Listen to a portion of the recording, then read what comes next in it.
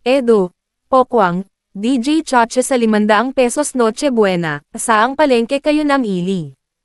Edo Manzano. Isa sa mga nag-react ay ang batikang TV host at aktor na si Edo Manzano na nag-post ng quote card ni Sec.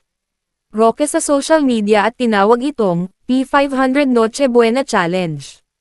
Para sa mga hindi updated, ito po yung breaking news na nagpaangat ng kilay ng buong Pilipinas, say ni Edo.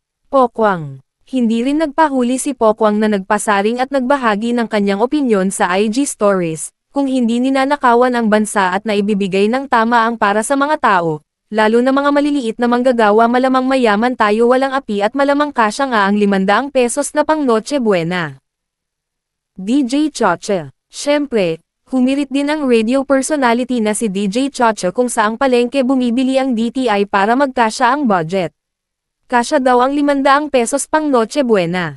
Saan pong palengke kayo namimili?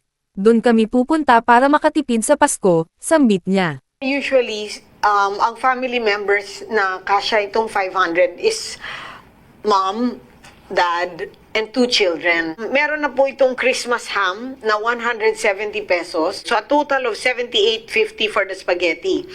Ngayon for the macaroni salad, we have the macaroni noodles, 40 pesos and 95 centavos.